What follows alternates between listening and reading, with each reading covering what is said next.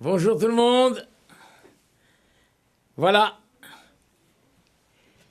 Je ne sais pas si j'ai eu l'occasion de vous parler déjà, mais c'est un sujet important. Le titre, on dirait s'habituer à tout. L'endormissement dû à l'habitude. C'est joli ça. L'endormissement dû à l'habitude. C'est incroyable comment, en fait, l'homme s'habitue. Il s'habitue à tout. L'homme, il s'habitue à son bonheur. Il s'habitue. Il s'habitue au bonheur d'avoir une femme, d'avoir des enfants. Il s'habitue. À tel point que il ne goûte même plus son bonheur. Et des fois, il veut chercher ailleurs. Il a tout devant lui. Une belle famille, une belle maison, des amis. Il s'habitue. Ça n'a plus de goût. Il cherche un nouveau goût. L'homme s'habitue à son malheur aussi. Son malheur. Il s'habitue. C'est incroyable. C'est incroyable, on a tellement de témoignages. Pour nous les Juifs, on est friands d'entendre les témoignages des rescapés de la Shoah, tout ce qui a été écrit. Et on voit qu'ils s'habituaient. Ceux qui n'ont pas été tués tout de suite, ceux qui ont été dans les camps, quelques semaines, quelques mois, des années, devenaient squelettiques, terribles, mais il s'habituait. Il s'habituait, l'homme il s'habitue. L'homme s'habitue à son malheur, l'homme s'habitue à son bonheur. L'homme s'habitue à une descente spirituelle. Il a une descente spirituelle et il s'habitue. Il réalise même plus. L'homme s'habitue à toute situation incroyable, où si quelqu'un arrive brusquement en disant mais tiens par exemple l'homme s'habitue, il est dans une chambre en train de lire, et puis le soleil se couche petit à petit, et il continue à lire. Ça vous est pas arrivé ça? Combien de fois ça m'est arrivé quand j'étais jeune? Et je lis. Et tout d'un coup, ma mère, allez à Shalom, elle rentre, elle me dit, mais pourquoi tu es dans le noir? Mais comment tu lis dans ce noir? Hop, son premier geste, c'est d'allumer la lumière. Je dis, mais je me suis pas rendu compte. Comment tu t'es pas rendu compte? Celui qui rentre à ce moment-là et qui essaye de lire, n'arrive pas à lire. Mais l'autre qui était là, petit à petit, son œil s'est habitué. Son œil, il y a eu des réglages naturels. Tant qu'il y a encore un petit rayon de lumière, aussi faible soit-il, il continue, il s'habitue. C'est comme ça, on le sait ça.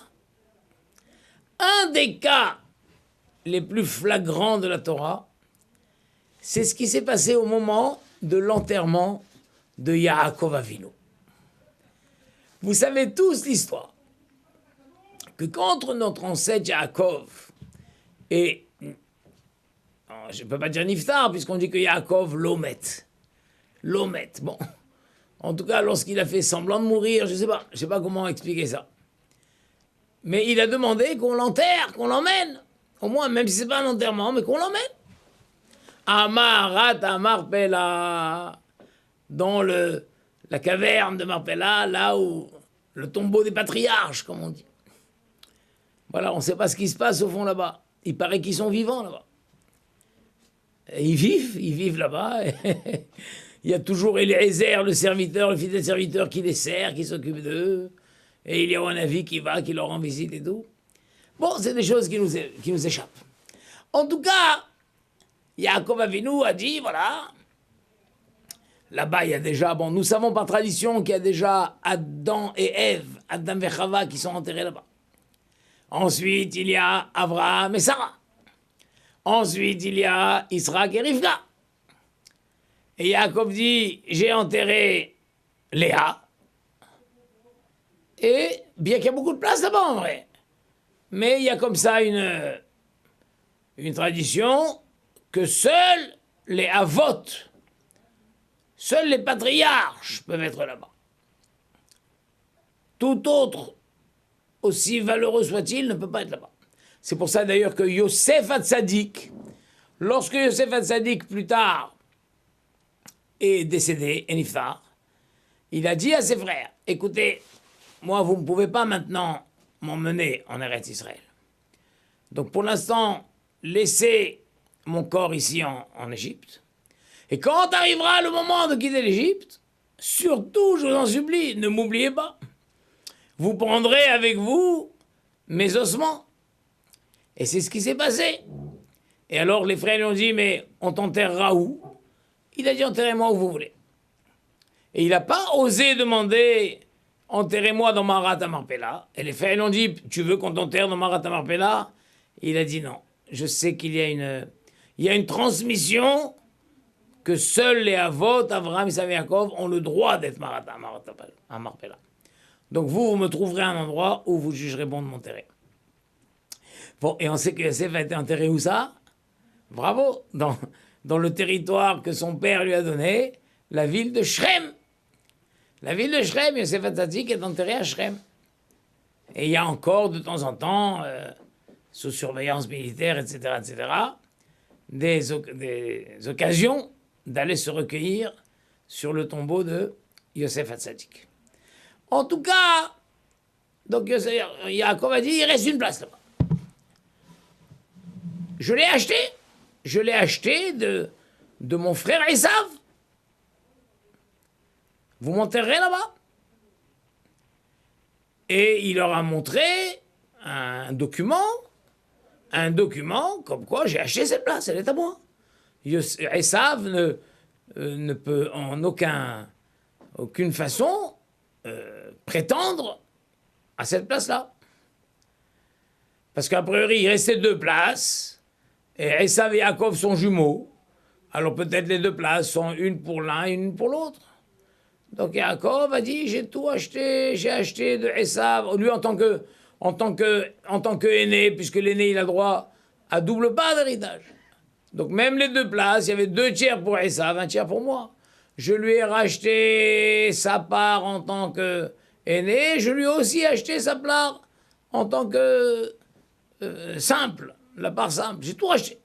Les 2 places sont complètement à moi, et j'ai payé très très cher, et j'ai fait un tas, avec tout l'argent, tout l'or et l'argent que j'ai ramené de chez Lavan, j'ai fait un grand tas, et je lui ai dit, voilà, tout ça pour toi, en échange de la place, et on a fait un contrat.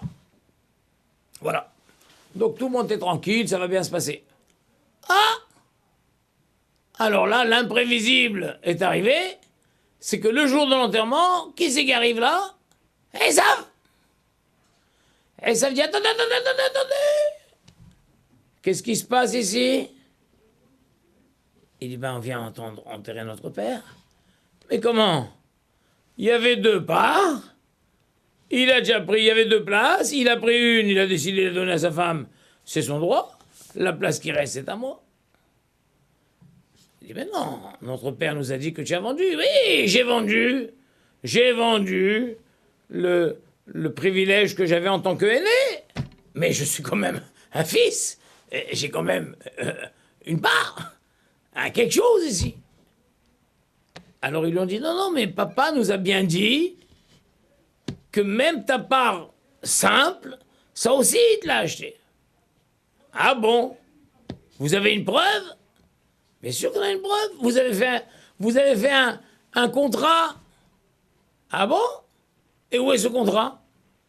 Et sa vie, il jouait gros.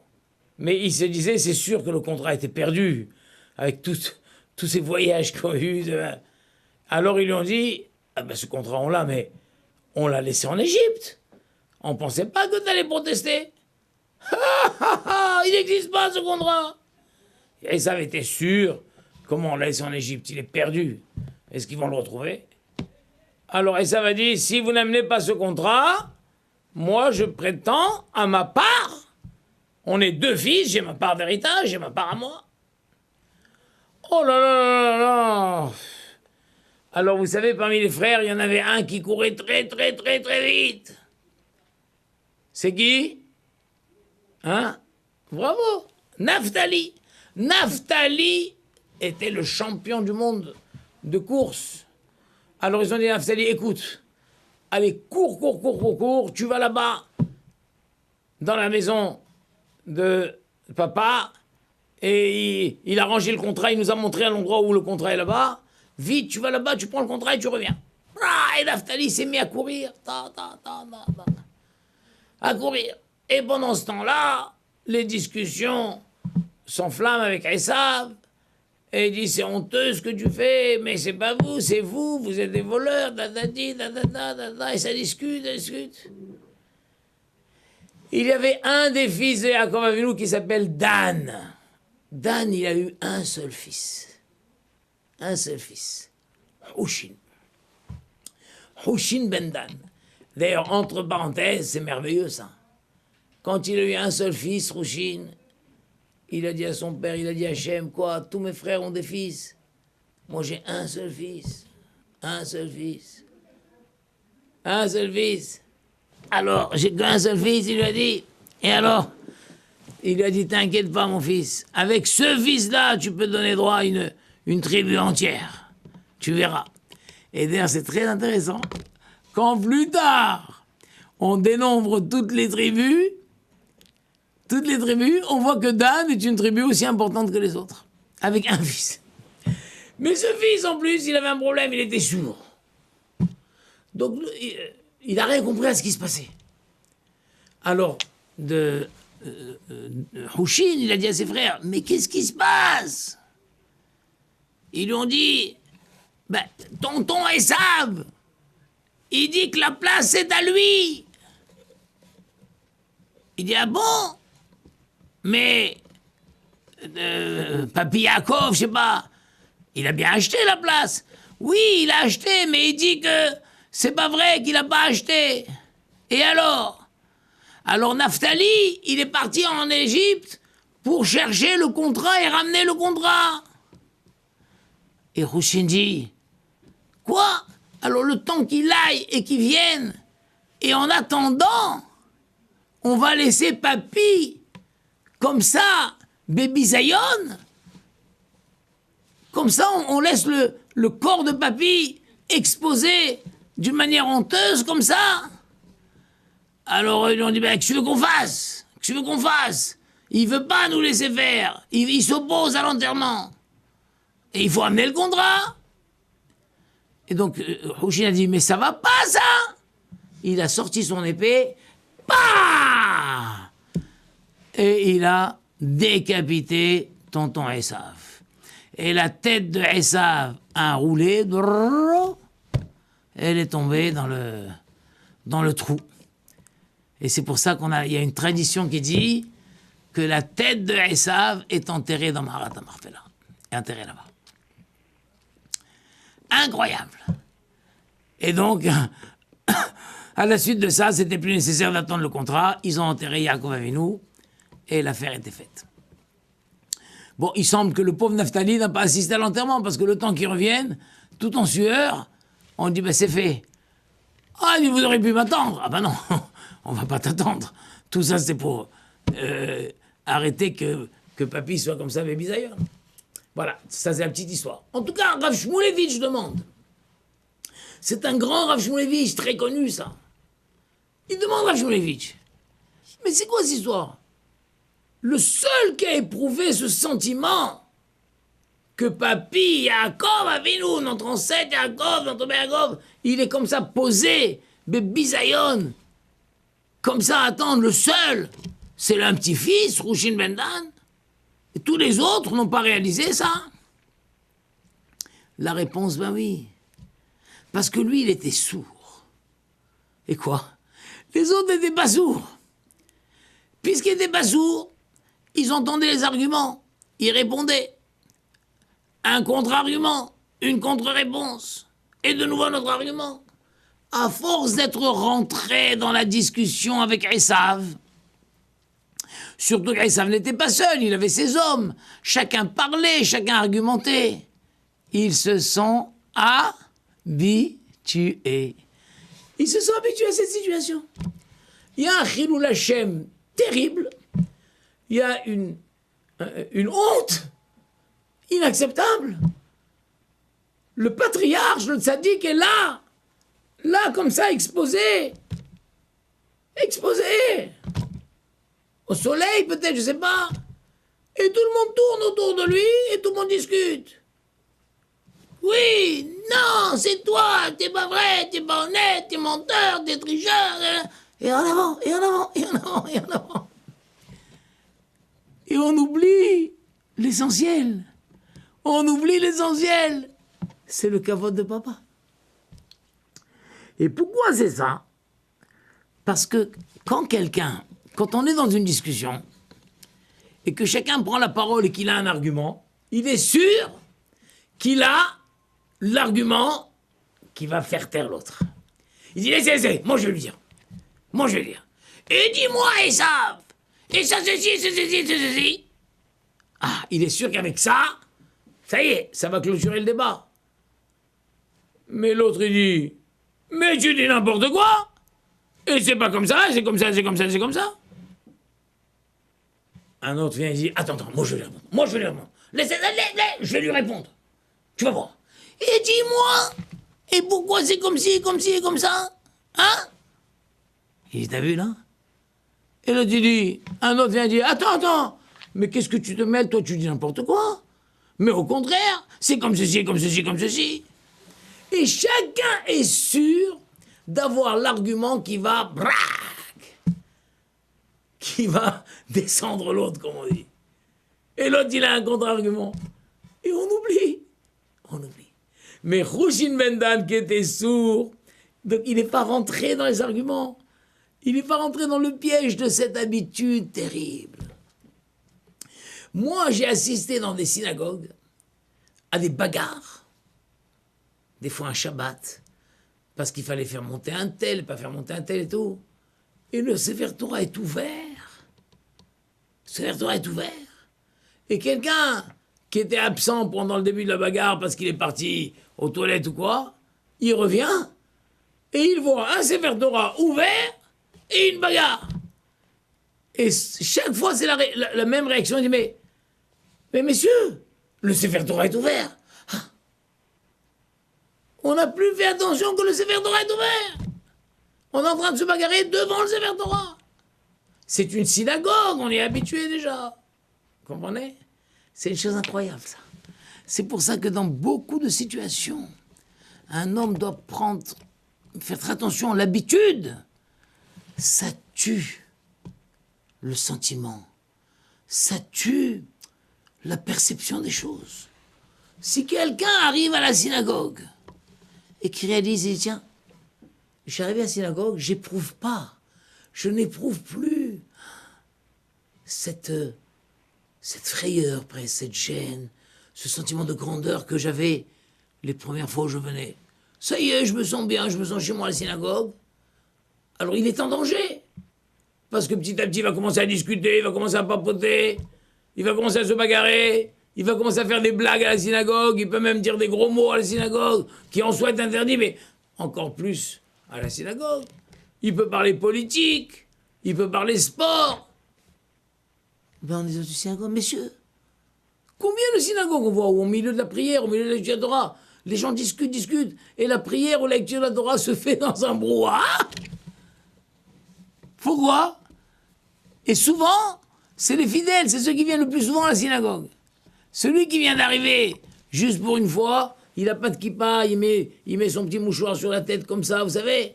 Souvent, il est très sage à la synagogue. Il est très sage, il est debout, il n'ose pas broncher. Mais ceux qui viennent tout le temps, ils sont chez eux, ils sont à l'aise, ils se promènent, ils vont, ils font des blagues, ils parlent à voix haute. C'est vrai ce que je dis, non, c'est vrai. Pourquoi? C'est l'habitude. L'habitude, ça tue l'émerveillement. Ça tue le sentiment de fraîcheur, de nouveauté. Et un homme doit savoir que l'habitude, c'est un grand danger. Et donc un homme, il doit tout faire pour rafraîchir sa relation à l'intérieur de sa famille, rafraîchir sa relation avec sa femme, avec ses enfants, rafraîchir sa relation dans son cadre familial, dans son cadre professionnel, rafraîchir sa relation avec Hachem, dans la Torah, dans la synagogue. Sinon, Haz Shalom, l'endormissement le guette. Et il peut, Haz Shalom, dégringoler, s'éloigner, faire des avérotes, et il ne réalise même plus. Voilà. Petit message entre deux comme ça. Ne cédons pas à l'endormissement. Comment on dit ça quand on endort l'anesthésie. À l'anesthésie de l'habitude. Voilà. Restons toujours des gens frais qui découvrent un regard d'enfant, un regard émerveillé. Voilà, Bezat Hashem. Et chacun doit découvrir à l'intérieur de lui les petits trucs pour se maintenir réveillé, Bezat Hashem. Voilà. Atzlacha Rava, bonne écoute et bonne méditation. Voilà. Shalom, shalom.